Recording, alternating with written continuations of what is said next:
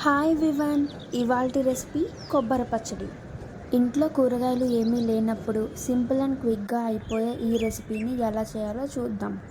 ఒక ప్యాన్లోకి 1.5 స్పూన్ ఆయిల్ని వేసుకోవాలి. 1/2 స్పూన్ ఆవాలు, 1/2 స్పూన్ జీలకర్ర వేసుకోవాలి. 1 ఫుల్ స్పూన్ ధనియాలు, అలాగే 1 ఫుల్ స్పూన్ పచ్చెనగపప్పు, అలాగే 1 స్పూన్ మినప్పప్పు. వీటన్నిటిని దోరగా వేయించుకోవాలి. ఈ పప్పులన్నీ బాగా వేగాక 8 పచ్చిమిర్చీలను తీసుకున్నానండి. 1 కప్పు సన్నగా తరిగిన కొబ్బరి ముక్కలు. ఈ కొబ్బరి పచ్చడి కోసం నేను పచ్చి కొబ్బరిని వాడుతున్నానండి.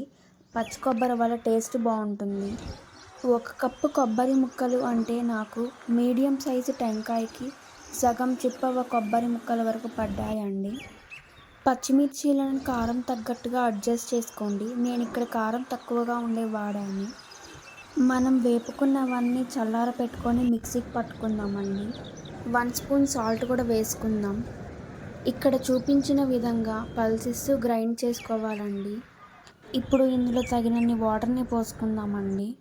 పల్స్ ఇవ్వడం వల్ల కొంచెం పలుకుగా తగులుతూ బాగుంటుందండి. పచ్చడి రెడీ అయిపోయిందండి. ఇంకా లాస్ట్లో పోపు వేసుకుందాం. కడాయి తీసుకొని 1 స్పూన్ ఆయిల్ వేసుకోవాలి. 1/2 స్పూన్ ఆవాలు జీలకర్ర, 1/2 స్పూన్ మినప్పప్పు, 2 ఎండుమిర్చి చీలికలు వేసుకుందాం. 2 రెమ్మల కరివేపాకు వేసుకొని అంతా వేగిన తర్వాత పచ్చడిలోకి ట్రాన్స్ఫర్ చేసుకుందాం. కొబ్బరి పచ్చడి రెడీ అయిపోయిందండి. మీరు ఈ రెసిపీని ట్రై చేసి ఎలా కుదిరిందో నాకు కామెంట్ చేయండి. Please do like, share and follow and subscribe to my channel.